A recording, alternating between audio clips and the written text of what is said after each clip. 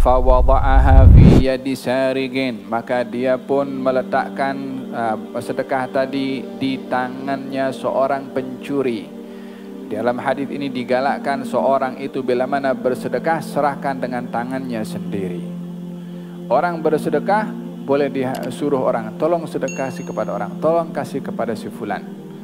Dengan orang bersedekah menyerahkan dengan tangannya sendiri. Yang afdal adalah bersedekah dengan tangannya sendiri. Apa sebabnya? Supaya dapat mensyukuri nikmat Allah bila mana lihat orang yang susah.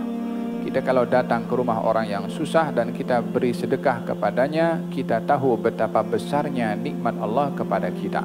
Tapi kalau kita bersedekah tanpa kita tahu keadaan orang yang menerima sedekah, maka kita pun seakan-akan berjasa kepada orang itu.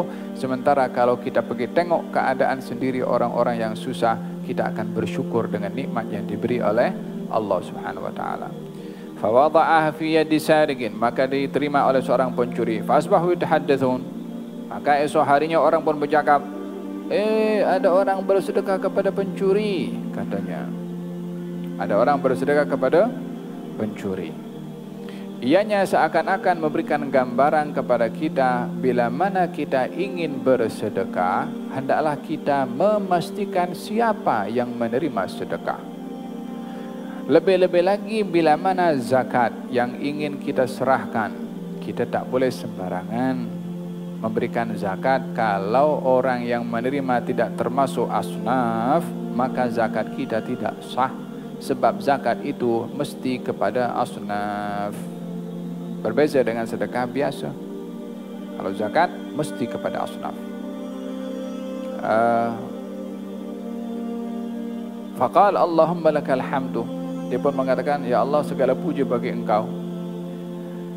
Di sini kita menyikapi keadaan ketika kita berbuat kebaikan lalu di luar apa yang kita menjangka daripada kebaikan yang kita buat, maka kita tidak boleh untuk berburuk sangka kepada Allah Subhanahu wa taala. Tidak boleh dia mengatakan, aku nak bersedekah berikan kepada orang yang susah. Macam mana boleh jatuh ke tangan seorang pencuri?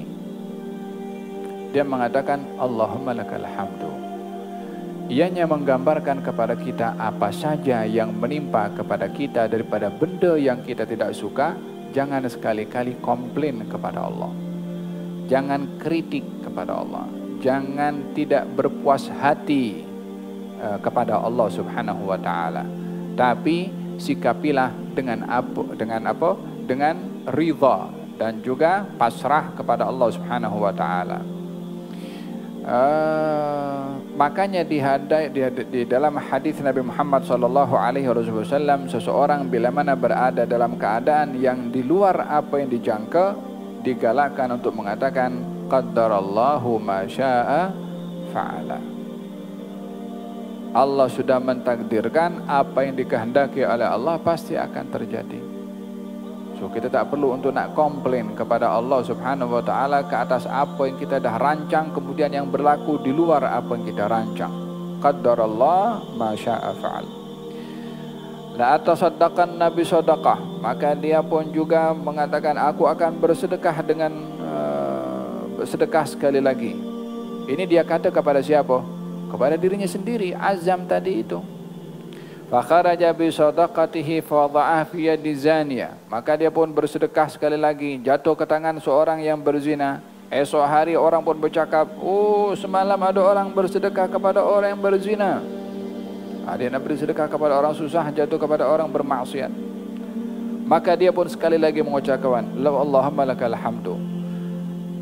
Dia balik lagi sekali lagi, la tasaddaqan nabi sadaqah, aku nak juga bersedekah. Fa kharaja bi sadaqatihi fa wada'a fi yadi ghani. Maka dia kali yang ketiga dia bersedekah, ternyata jatuh ke tangan orang yang kaya. Orang pun bercakap, semalam ada orang bersedekah tetapi jatuh ke tangan orang kaya. Subhanallah, yang perlu ambil daripada sini, seseorang jangan serik untuk beribadah walaupun silap. Ya, kita nak bersedekah jatuh bukan kepada orang yang susah.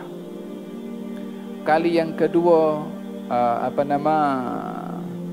jatuh kepada orang yang salah juga. Yang ketiga pun juga. Namun diulang sampai 3 kali perbuatan sedekahnya menggambarkan ia tidak serik untuk bersedekah. Walaupun di luar yang diinginkan dalam sedekahnya itu. Ianya menggambarkan Adam al-ya'as, tidak putus asa untuk beramal. Dan tujuan syaitan adalah menjadikan orang berputus asa.